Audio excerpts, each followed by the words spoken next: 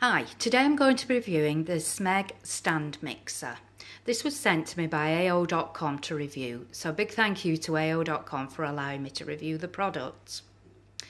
It was delivered to my home by DHL. Communication was really good from start to finish. They gave me a 4-hour window between 10 and 2, which was updated when they got nearer to the property, and it actually arrived just before 11. The product came very well packaged. Everything within was very secure. The accessories were taped in, the bowl was secure, and it arrived without any damage whatsoever. The first thing you notice is when you take this product out that it's quite heavy. It's quite a big mixer, and everything about it feels very sturdy. It will take up quite a little bit of space on your kitchen work surfaces, so if you don't have a huge amount of space, do be mindful that you will have to find a significant amount of cupboard space to keep this product in. I'm lucky enough to have quite a big kitchen, so it will be staying on the work surface, which is really good actually, because I think it just looks really, really nice. It's got a retro 50s look about it, from the curvy motor to the brushed steel bottom and the nice stainless steel bowl, and I think it just looks really nice. I've chosen the cream because, as you can see, I'll just do a little pan around. My kitchen is basically creams and browns, and so it just fits really nicely within my kitchen colours. So it is available in other colours, and I'm just going to show you the leaflet that came with this. So as demonstrated and shown there on a toaster, but it is available for the mixer in all the colours. There's some quite funky colours there, so you can choose whatever you like for your own personal taste.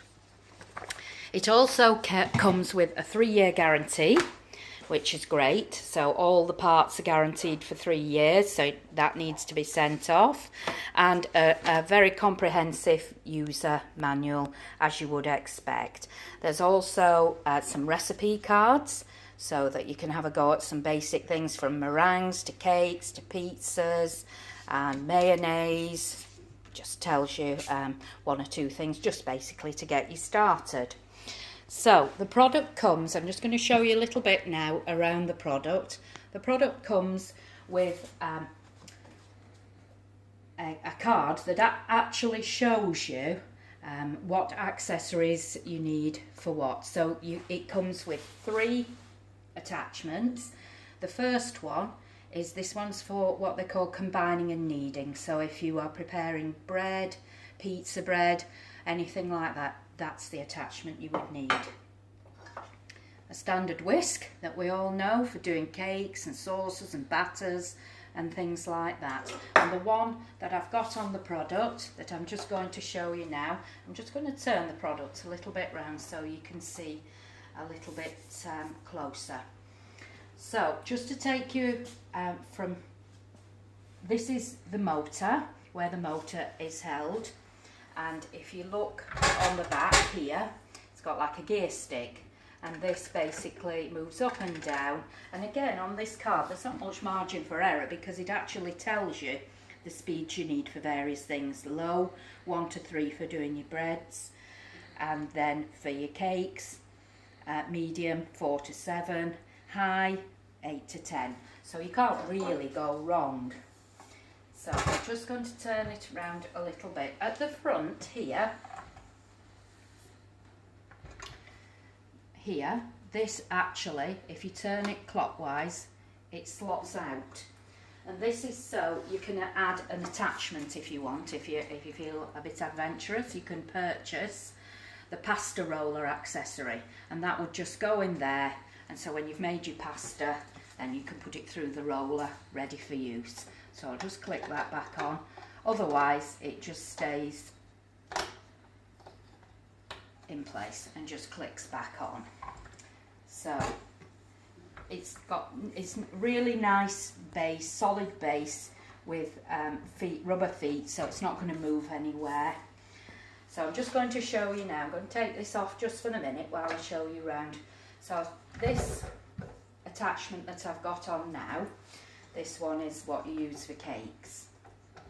So to take it off, you turn it anti-clockwise, and you can see that it's like a key shape really, and this attaches. You can't go wrong because you just follow the shape, push it in, turn it in, and it's locked in place now, so there's no real margin for error again. The bowl, it's a nice capacious bowl, and it's finished in stainless steel, nice and deep, so there's no problems with things splashing over the top. Sits nicely in the base. Again, at the bottom here, it just shows you. So you turn the bowl one way to lock it and the other way to lock it down again. So before you use it, so you turn it in, follow the lock, click it into place, and it's absolutely solid there. It doesn't move at all. This has two functions. This is both a splash guard, so you just pop it over there, over the bowl. It just sits wherever you want it to, really. Just sits over the bowl. It has two functions, so it stops you getting splashed if you're making sort of a very fluid batter. But also you can add things down the chute, so you're not going near the rotating kneader as you're making anything. So that just removes on and off like that. So when you're ready to use it, there is a button here. Now I found this just took a little bit of getting used to. So I found that if you just sort of push your finger right in, support the front of the machine and just lower it down, and it just goes down like that. I'll just do that one more time. So you push the button up, it clicks into place, and push, and just give it a little push up, and then it goes down into place like that. So when you're now ready to use, so it's plugged in, switched on, and I'll just demonstrate. It's actually fairly quiet machine, surprisingly, much quieter than my hand whisk that I've always used. So I'll just show you. There you go, and you can just turn it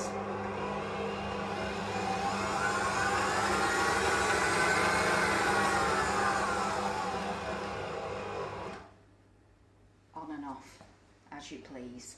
And it's all marked up here from 1 to 10, so it just lets you know,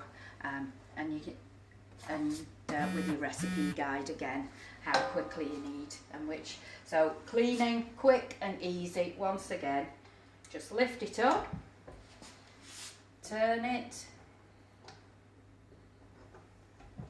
Takes a bit of getting used to this.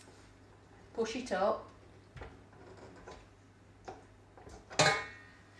and click it off, and everything is really nicely made and sturdy and nice and smooth. So I found when I did make a cake, and I found that there was quite a bit of mixture still left on here, so I just got a spatula and just scraped it back into the bowl so I wasn't wasting it. And I think a little bit the same might be with the whisk. But all in all, a really nice product. And so far I've made some bread to this bread recipe here, which was very straightforward and very easy, and I've made a cake.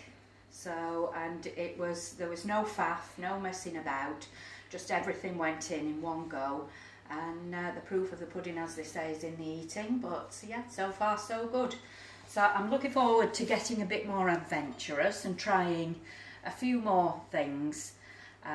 Definitely I'm going to try the pizza dough. So yeah, all in all, it's a really nice product, looks really good, and I'm looking forward to trying out being more adventurous and trying out a few more recipes for the family.